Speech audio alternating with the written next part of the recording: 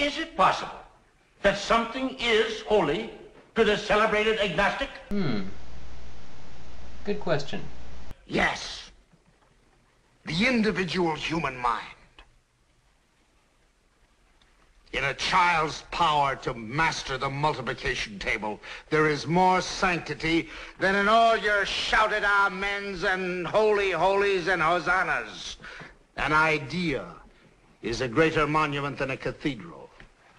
And the advance of man's knowledge is a greater miracle than all the sticks turned to snakes or the parting of the waters. Ah, good answer. Taking stock, Colonel Drummond pointed to the individual human mind, the power of a child to master the multiplication table, the idea in the generic sense, and the advance of human knowledge. Later, in the same scene, he invokes the ability to think. In fact, we all have things we consider sacred, even skeptics. Indeed, our list, it seems to me, is probably quite extensive.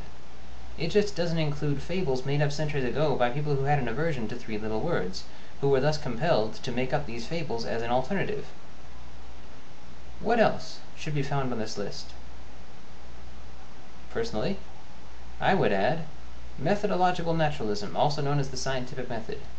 I would add this to the list because it is the best method humanity has ever devised for sifting through all the claims in the world and sorting out the proverbial wheat from the proverbial chaff. The telescope.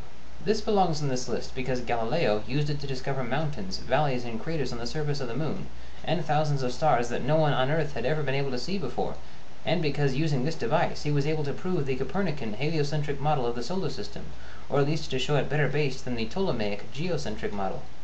This one also belongs on the list because its popularization led to the invention of the microscope. This belongs on this list because Louis Pasteur used this tool to figure out the connection between microscopic organisms and infection, opening the door for the practice of chemical sterilization. After reading about Pasteur's research, Joseph Lister began this practice. Before this practice began, about half the people who underwent surgery died from infections contracted during the operation. Now, it almost never happens. We should all be glad those days are over.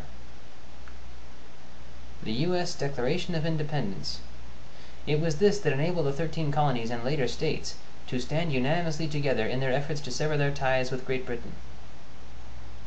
The Constitution of the United States. This document unified the country enough to prevent our dissolution after the Revolutionary War. The Bill of Rights. This addendum to the Constitution serves as a highly effective impediment to violations of individual liberties. The 14th Amendment to the Constitution. This extended the limitations of the Bill of Rights, which originally applied only to the federal government, to state, county, and local governments as well. Patent and copyright laws. No one deserves to profit more from an innovation or a creative new idea than its originator. In civilizations that fail to make this consideration, that fail to extend this protection to innovators and entrepreneurs, the rate of innovation is less than glacial. The Internet. We have yet to develop anything more effective at breaching communication barriers. If we ever do, the Internet will probably have helped us get there. I could probably spend a week adding to this list and barely scratch the surface, but I think my point is pretty well made.